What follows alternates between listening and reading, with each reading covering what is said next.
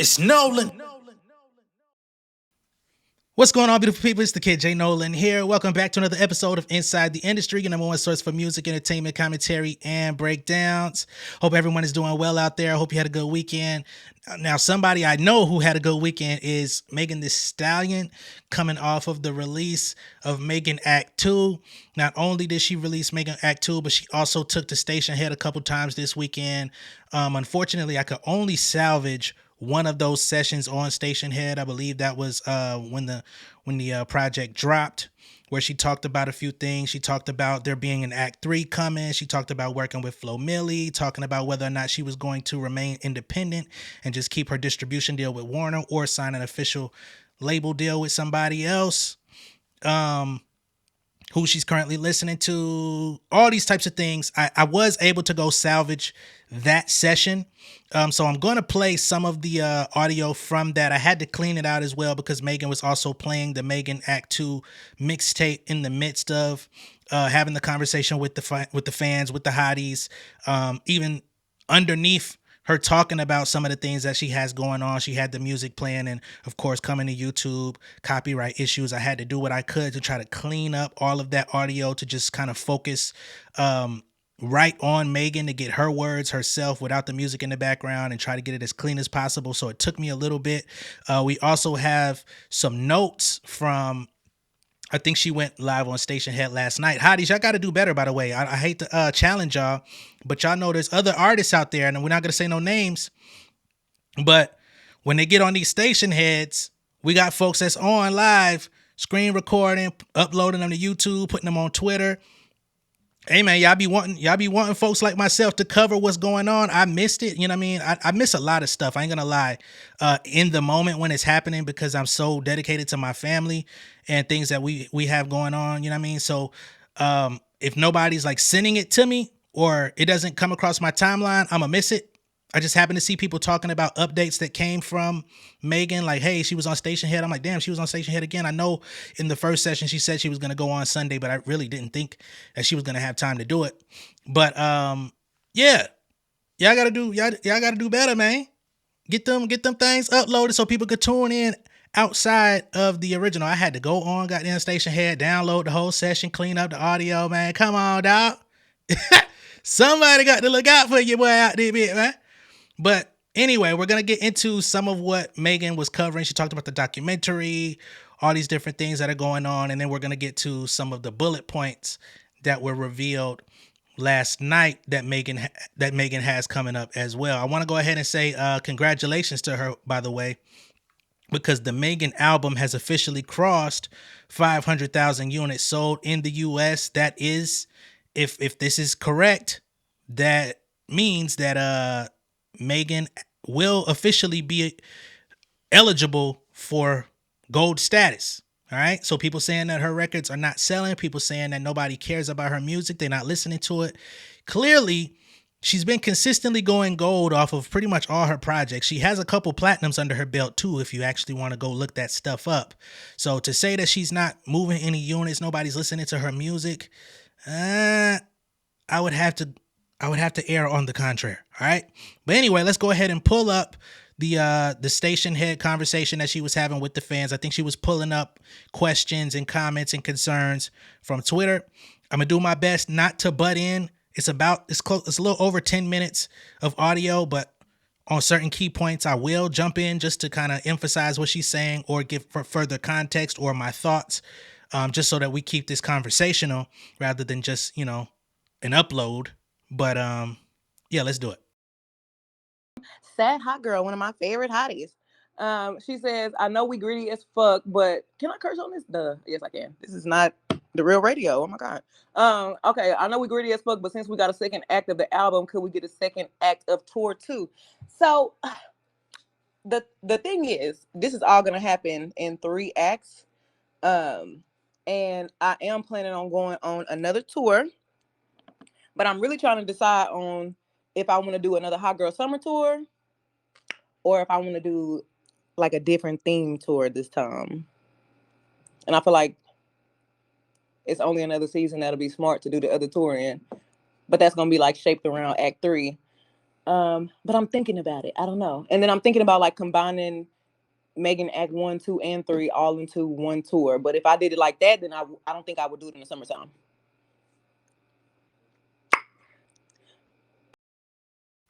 So right off the bat, first question is when is she going back out on tour?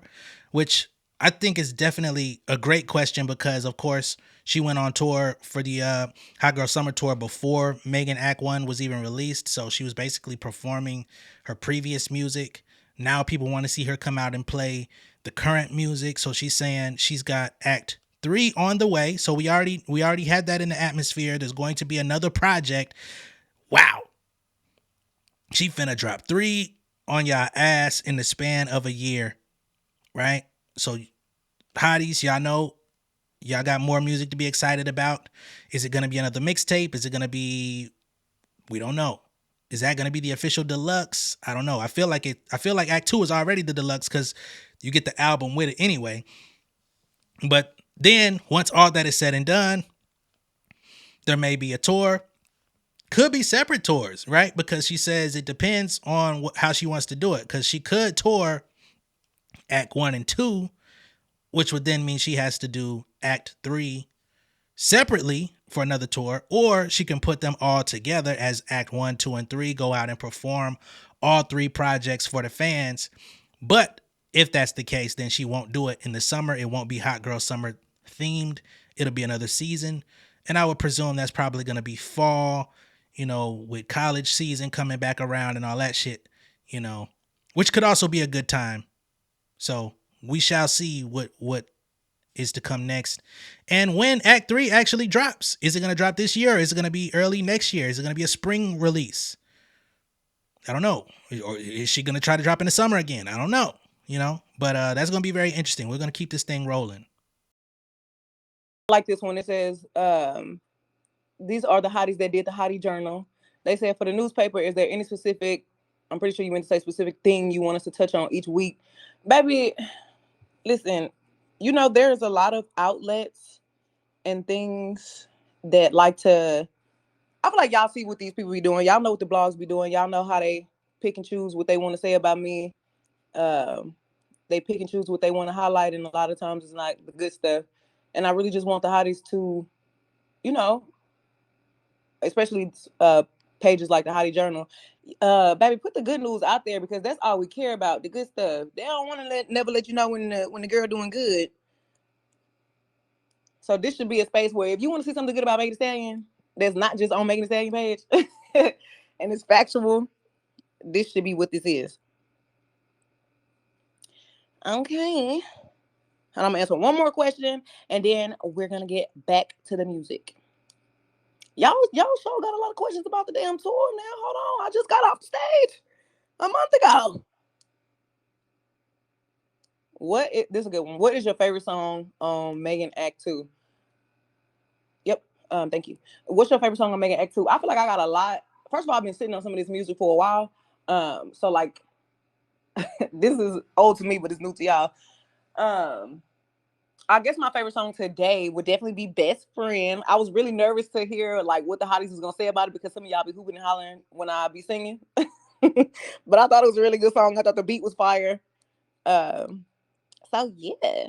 Okay, I'm gonna come back. I'm gonna play some music and I'm gonna look for some more juicier questions because these are some very surface level questions, and I really appreciate that. But I want to answer something a little, a little interesting. Like you would swear I'm a fossil. Okay. Mm, so the first question I see is, how do you feel about people saying your music isn't versatile or evolved? I feel like those are people who don't care to even listen to my music. Like you hear somebody saying, "Oh, I'm making the same song sound alike," and I can guarantee you they can't even name you 10 of my songs because they don't listen to the albums. They scrolling on Twitter, bandwagoning on whatever videos that other people are trying to dogpile me on. Like they ain't listening to the music for real. They're not even people to argue with. Like that's something I feel like hotties and myself had to learn over the past couple of years. Baby, stop arguing with people who don't want to like you. They already don't like you. There's nothing you're gonna do to convince them people to like you. When are we getting that Glow and Megan mixtape? Baby, me and Glow we both so busy. We said we was gonna sit down in December and start working on it. So y'all really need to spam Glow and tell her for real, for real. Cause we the both number one bullshitters. Like we both be like, okay, friends, today. So when I actually be seeing Glow and when she actually see me, we really be surprised that we like follow through on our word because we both some bitches that'll stay in the bed. Cause we be so busy all the time. But I really do want to do that with her, and I really, really, really want to do it soon. Glow really picked super good beats. Like she's just so good. Where All right, so you see, we can expect a Megan Thee Stallion Glorilla tape. Don't know when we'll get that. She says something about them trying to get it done in December, at least hit the studio and get some ideas down. That's going to be very interesting if they drop a tape next year, which means it's going to be a very active year for both of them because you could pretty much bet Glow's going to drop something else next year. Megan clearly is dropping Act 3 next year. If she fucks around, drops Act 3, a tape with Glow and tours 2025, that's going to be another extremely busy year. A lot of points up on the board, a lot of money, a lot of positive things coming in for Hot Girl Productions. I'd love to see it, but I just wonder if she has the bandwidth and the capacity to, you know, do all of that while still trying to learn the lyrics and do all of that stuff. But hey, if she down for it, I'm here for it. You get what I'm saying? And I know y'all are. Let's keep the show rolling. on the project did you surprise yourself the most? Girl. So me and Source, my engineer, was sitting there going through beats.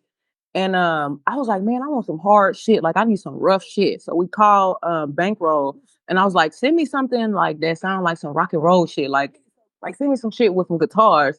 And we was going through all the beats they sent, and then the beat for TYG had came on. And me and Source just started jumping up and down. And I was like, I'm gonna go in the booth right now. So I had some of my little Chicas Divertidas in there. And I probably took me like two shots because I was like, I don't even know how to approach this beat. Like, how am I about to do this? Um, so shit. I just got in the booth and started fucking hollering, and Source eyes got big. He was like, "Whoa, I was not expecting that."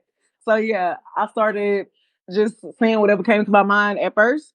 It sounded completely different at first, but when I took it home, I was like, no, I know exactly what I want to do to this beat.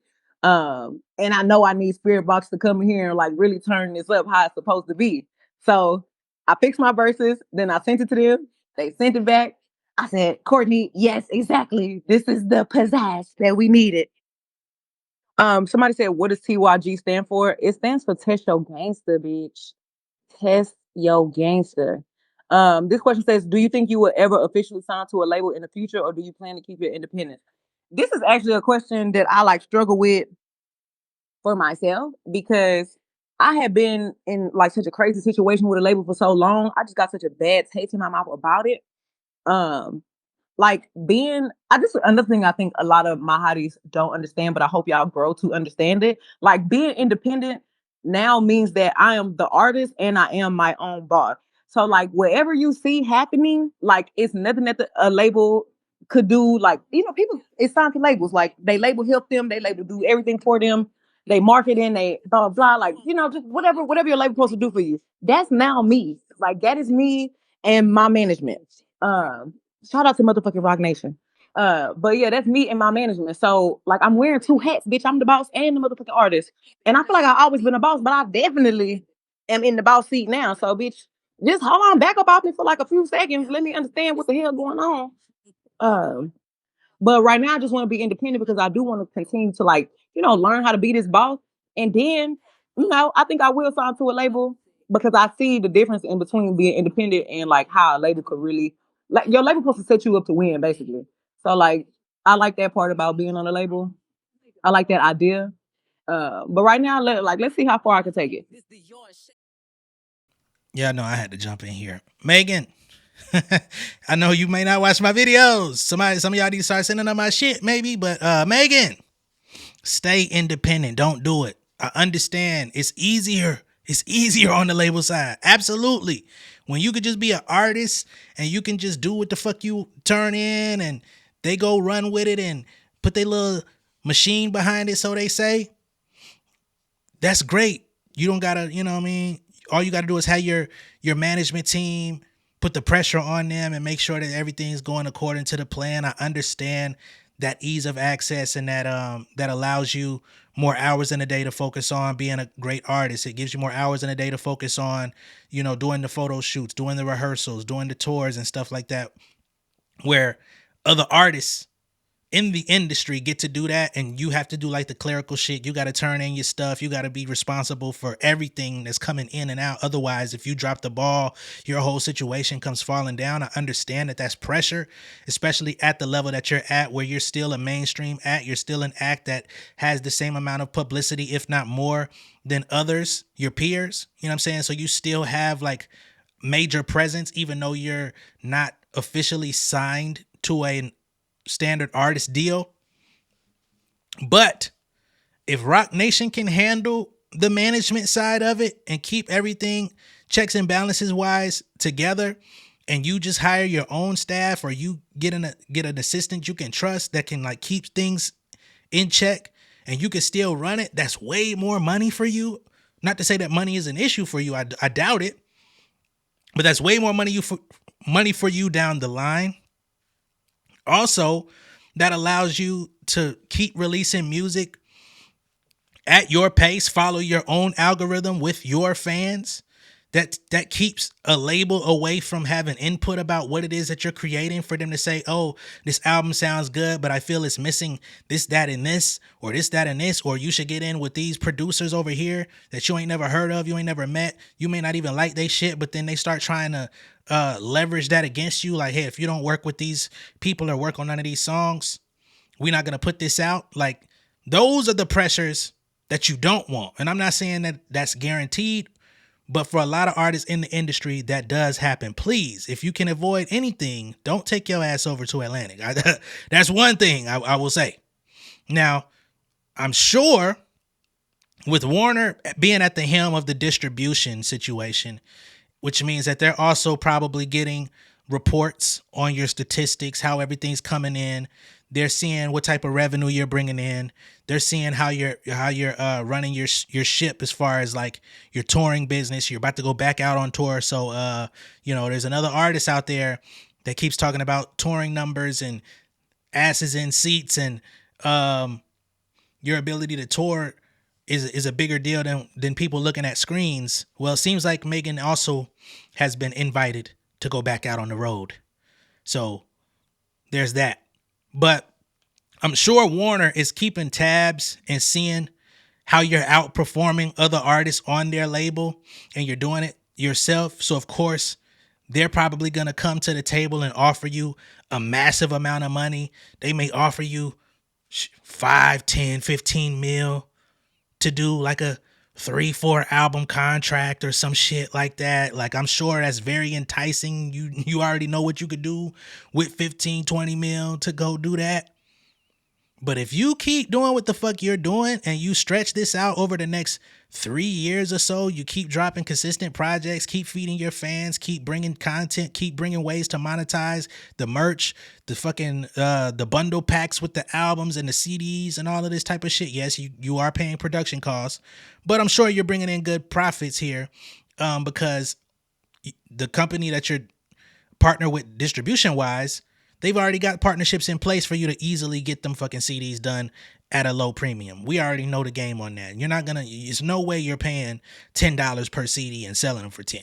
You're probably producing them motherfuckers for $1.50 to $2.50 per, and then whatever the shipping is, So consider keeping it all in your wheelhouse, because once you give it back to them, I'm pretty sure they're going to make it a little difficult for you to get back to this place, because they're going to want to keep you locked in. They're going to want to keep doing renegotiations, re-signing, and all of this type of stuff so they can stay in your pocket, because you're not going to find too many Megans out there. That's just honest, So that's just my bid.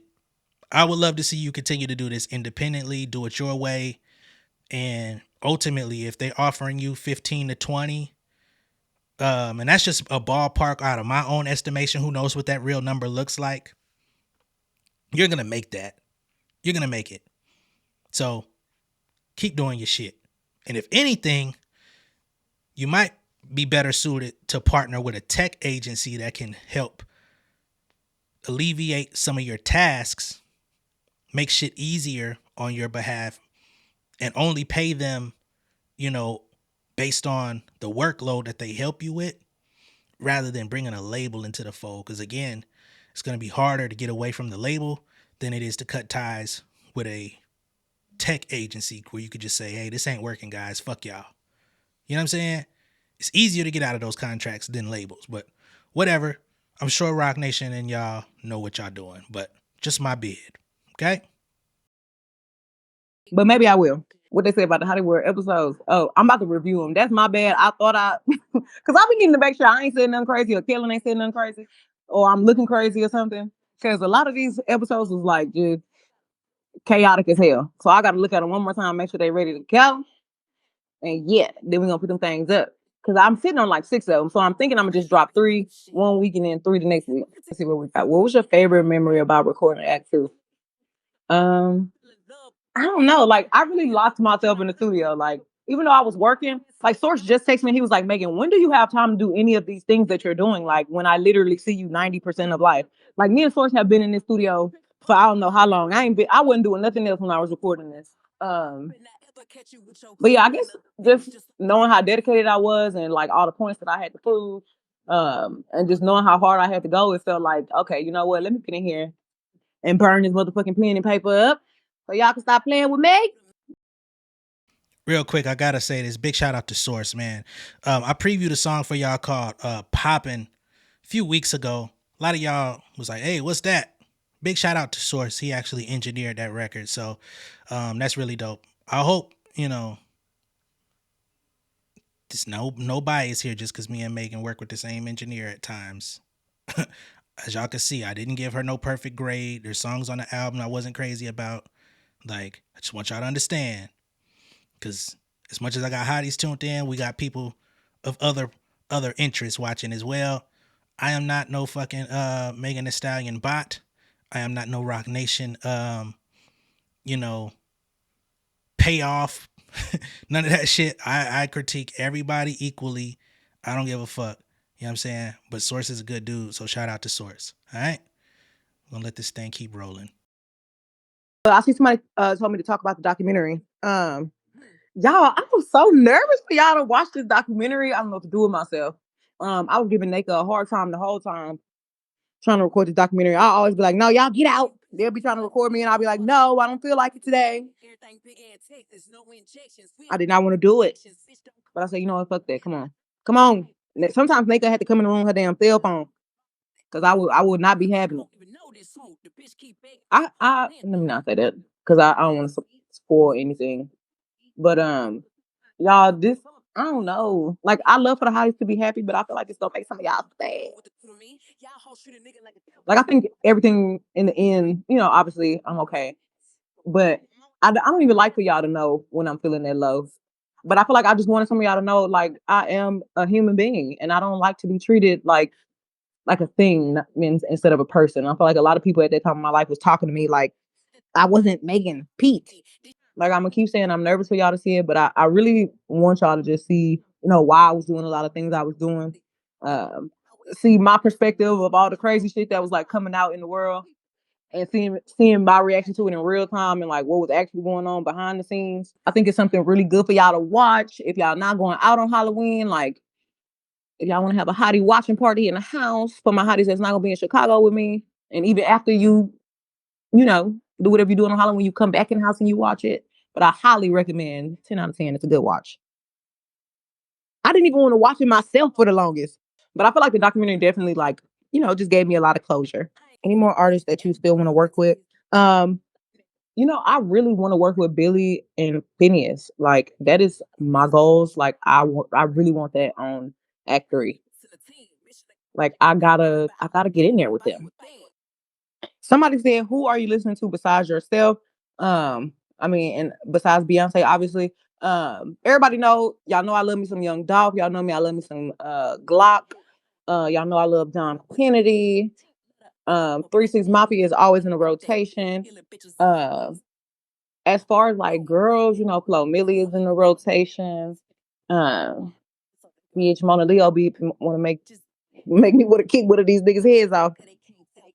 Obviously, I'll be listening to Glow. Obviously, Cardi in the rotation. And thank you to Megan for going ahead and putting it out there. Obviously, Cardi B is in the rotation. There seems to be a little bit of confusion about whether or not Megan Thee Stallion was taking shots at Cardi B on Act 2. We addressed that in the chat when we did the album review, or the mixtape review rather. Hey man, please, I would just like to put a petition out there. Please stop trying to make Cardi B versus Megan Thee Stallion a thing. Clearly they fuck with each other. Clearly they respect each other's craft, each other's music. They were the original two that was supposed to have done a joint project before we got the Glow Megan link up. It was Cardi and Megan link up, right? And that was a conversation last year. One day we still may get that. I don't know. You know, they're in different places in their lives. Cardi has a lot going on right now. She still got to get her second album out before anything else. So I'm sure her priorities are different than Megan's right now. Her and Glow are more so aligned in how they're moving because they're outside. They don't have kids. They don't have, husband, although they may be dating. They don't have the same responsibility, so it's easier for them to link up even though they're busy. So it's just their season.